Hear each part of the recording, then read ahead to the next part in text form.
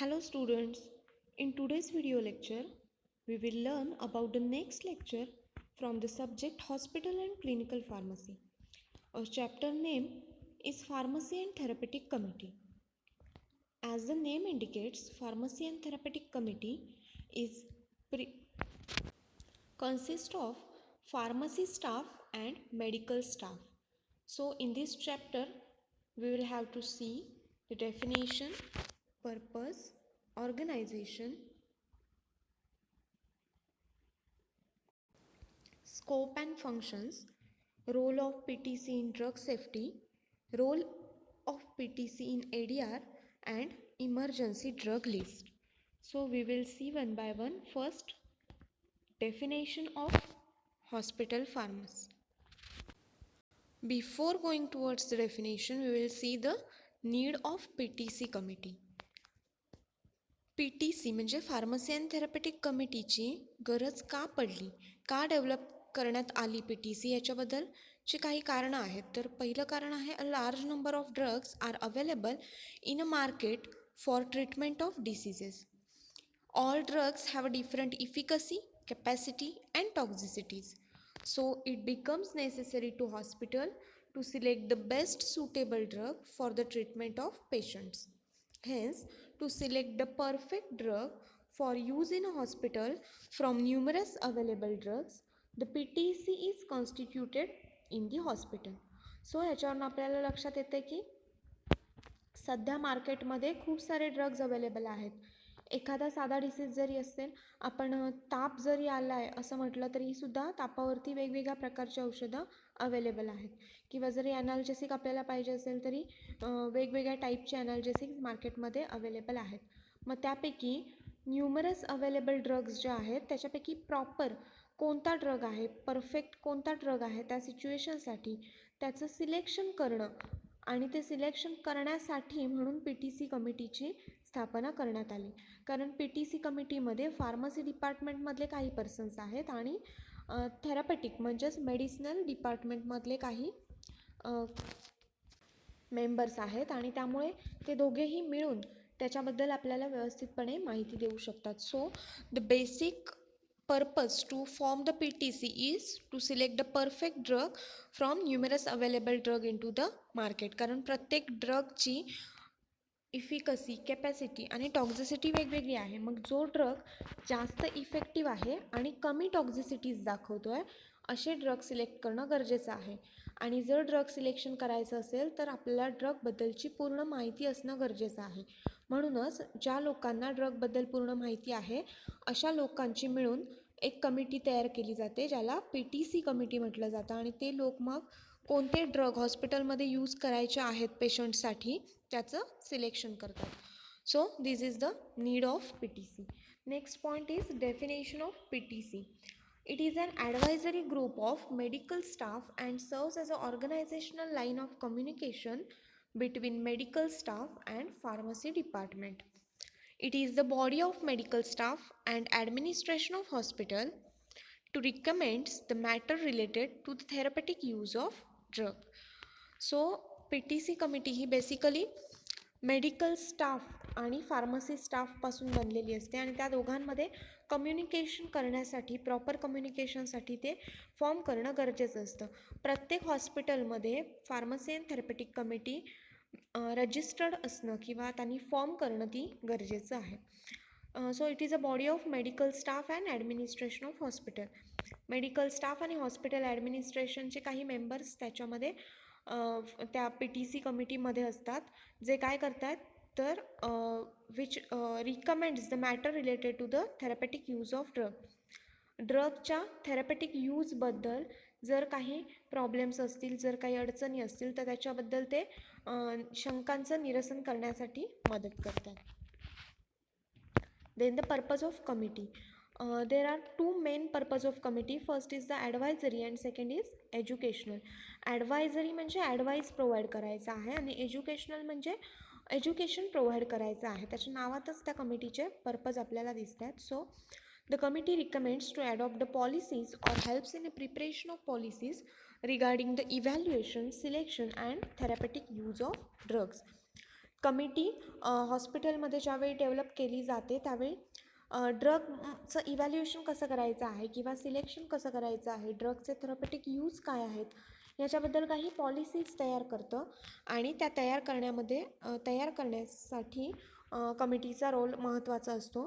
Then educational पर्पजमध्ये the committee helps in a preparation of programmes through which the professional staff gets complete current knowledge on matters related to the drug and their use. Educational पर्पजमध्ये committee जी आहे ती काय करते, त्याच्या professional स्टाफना सगळ्या ड्रगबद्दलचं knowledge देण्यासाठी काही वेगवेगळे प्रोग्राम्स अरेंज करतं, एज्युकेशनल प्रोग्राम्स अरेंज करतात आणि त्यामुळे हॉस्पिटलमध्ये असणाऱ्या सगळ्या स्टाफना ड्रगबद्दलची सगळी माहिती प्रोव्हाइड केली जाते. So these are the purpose of committee. Next point is the composition of PTC or organization of committee. The PTC committee is composed of at least 3 physicians, a pharmacist, nurse representative and health professionals. कमिटीमध्ये कमीत कमी 3 physician असतात. आता प्रत्येक hospital wise ती committee change होऊ शकते. जेवढे जास्त स्टाफ असणार तेवढी मोठी PTC कमिटी डेव्हलप करायला लागणार. ॲटलिस्ट 3 फिजिशियन्स असले पाहिजेत, 1 pharmacist, 1 nurse representative and other health professionals should be included in to the committee. A chairman should be appointed from amongst physician representative. जे 3 फिजिशियन असणार आहेत त्यांच्यामधून एक कोणीतरी फिजिशियन असणार आहे, त्याला चेअरमन म्हणून सिलेक्ट करायचं आहे आणि फार्मासिस्ट जो आहे तो युजली सेक्रेटरी म्हणून काम करणार आहे. सो चेअरमन जो आहे तो फिजिशियनमधून एक निवडला जाणार आणि फार्मासिस्ट सेक्रेटरी म्हणून काम करणार आहे. Then the meeting of committee should be at least 6 times per year and whenever necessary. जेव्हा गरज पडेल त्यावेळी मीटिंग घेऊ शकतात, पण कमीत कमी 6 वेळा मीटिंग घेतली गेली पाहिजे वर्षातून.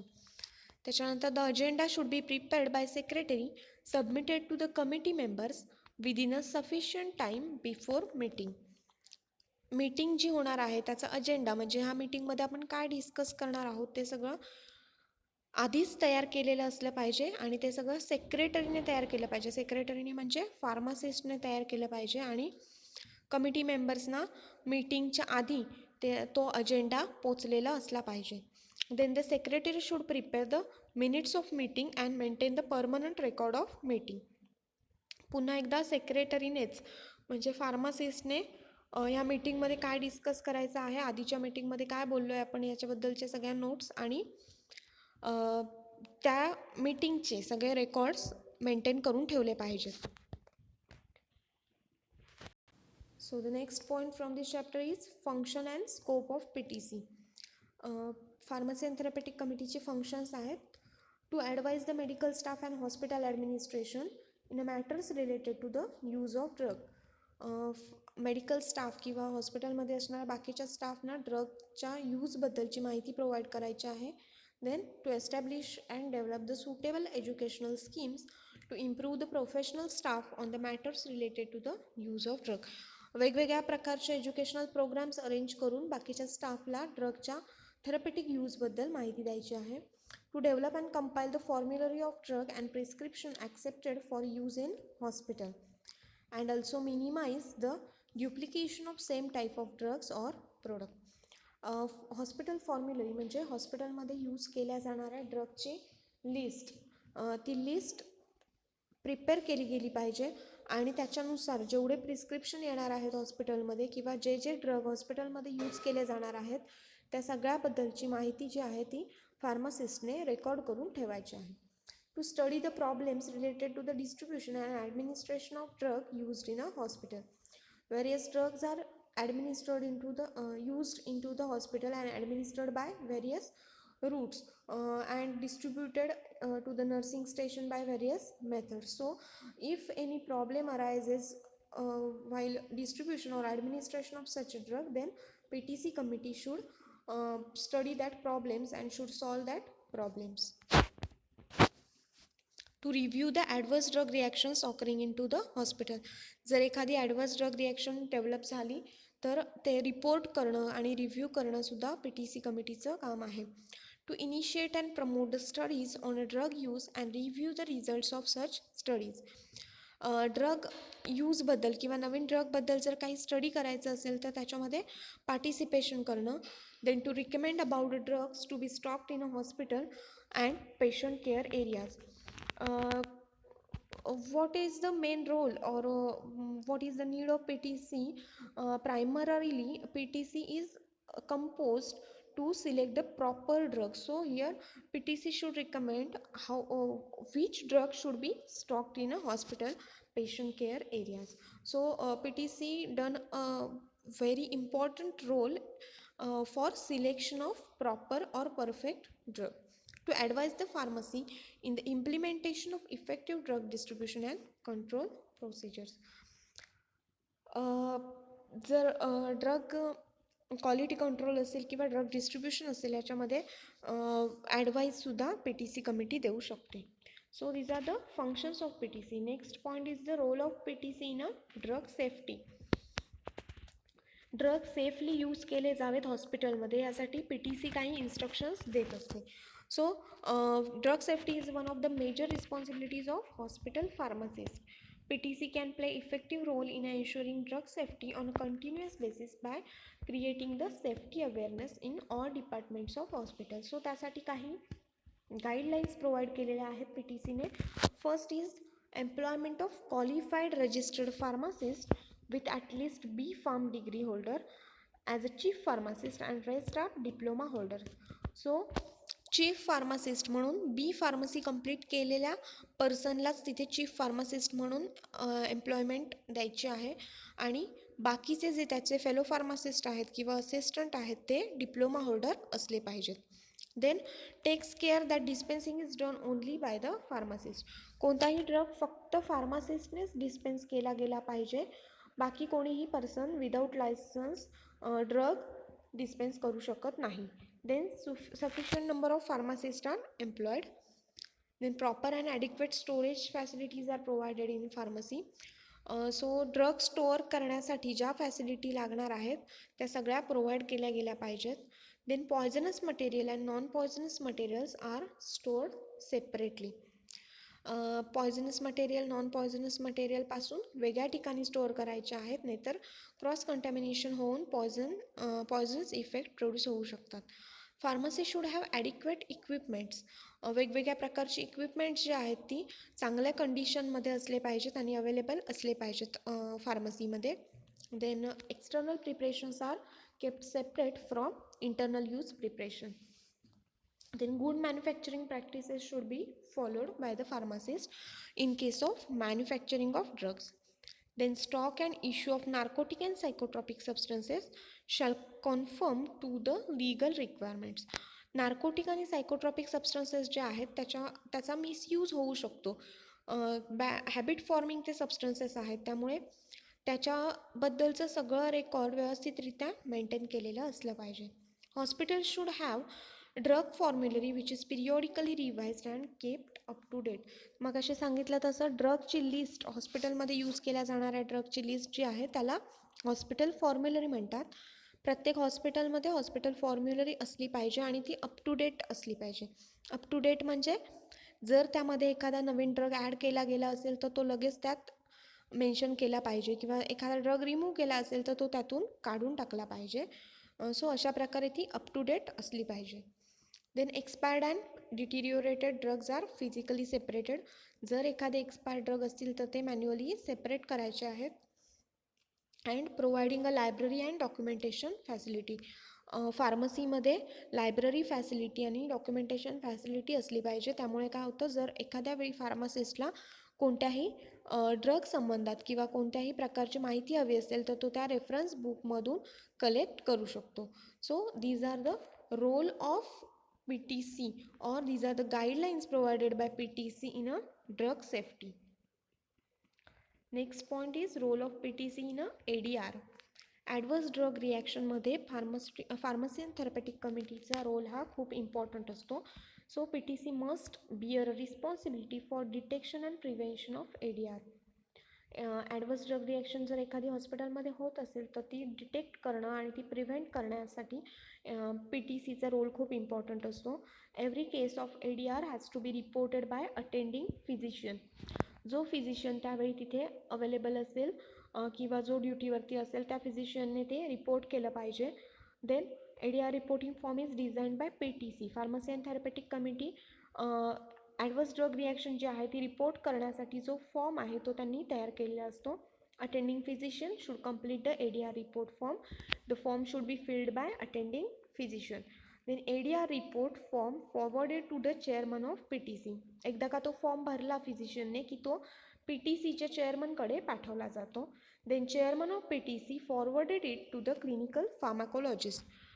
क्लिनिकल फार्माकोलॉजिस्टकडे तो फॉर्म PTC कडून पाठवला जातो आणि त्याच्यानंतर मेडिकल रेकॉर्डमध्ये सुद्धा ADRचं लिस्टिंग करून ठेवलं जातं की कोणत्या प्रकारची रिॲक्शन दिसून आली, कोणत्या ड्रगसाठी दिसली, किती डोस दिल्यानंतर रिॲक्शन दिसली वगैरे सगळी माहिती तिथे त्या फॉर्ममध्ये फिल करावी लागते. Then PTC further send the data of ADR to government authorities like FDA and FDA gather the information on drug effect and its ADR. सो एकदा का ते PTC कमिटीच्या चेअरमनकडे गेलं की तिथून तो डाटा गव्हर्मेंट अथॉरिटीजला पाठवला जातो, जसं की FDA आहे, आणि मग FDA त्याच्यावरती पुढे रिसर्च करून त्या ड्रगचे खरेच साईड इफेक्ट्स आहेत का, ॲडवर्स इफेक्ट दिसत आहेत का, याबद्दल माहिती मिळवते. So here it is a adverse drug reaction report. In this report physician should fill the name of patient, name of drug, type of reaction, age of patient, sex, weight, daily dose of drug, then date of drug starting and whenever the drug ended, then source of drug, either prescription or over the counter or other source. So these adverse drug reaction reports should be filled by the attending physician after observing the ADR. Then emergency drug list, the role of PTC in developing emergency drug list. Emergency drugs म्हणजे जे drugs emergency कंडिशनमध्ये use केले जातात त्या सगळ्या ड्रगला emergency drug म्हटलं जातं. So अशा ड्रगची एक लिस्ट तयार करून ते ड्रग 24/7 अवेलेबल करून ठेवणं पेशंटसाठी गरजेचं असतं. मग ही लिस्ट तयार करण्याचं कामसुद्धा PTCच करत असतं. So these are the emergency drugs which are kept near the bed of patient for use in a emergency, and these boxes are called as a emergency kits. The emergency box may contain syringe of various range, then tuberculin syringe, like 5 ml syringe, 10 ml syringe, then needles of various numbers 16, 18, 20, files for breaking the ampoules, tonic vets, airway equipments, Ryle's tube.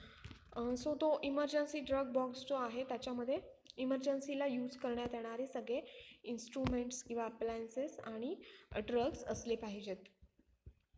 So त्याच्यामध्ये basically syringes, needles वगैरे येतात आणि वेगवेगळ्या टाईपचे emergency drugs त्याच्यामध्ये adrenaline किंवा एखादे ॲनाल्जेसिक किंवा ग्लिसरील ट्रायनायट्रेट जे अंजायना पेक्टोरिसच्या अटॅकमध्ये यूज केलं जातं, अशा प्रकारचे काही ड्रग्ज असतात ज्याच्याबद्दलची माहिती डॉक्टरने आधी पेशंटला देऊन ठेवली पाहिजे आणि त्याच्यानंतरच ते ड्रग त्या इमर्जन्सी बॉक्समध्ये ठेवले जातात. सो जर एखाद्या वेळी फिजिशियन अवेलेबल नसतील तर पेशंट किंवा नर्सेसने त्याचा इमिजिएटली यूज करून पेशंटला वाचवता यावं यासाठी इमर्जन्सी ड्रग बॉक्स ठेवलेला असतो.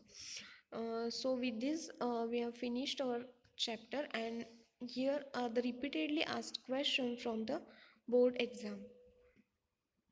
We will see the next chapter into next video. Thank you.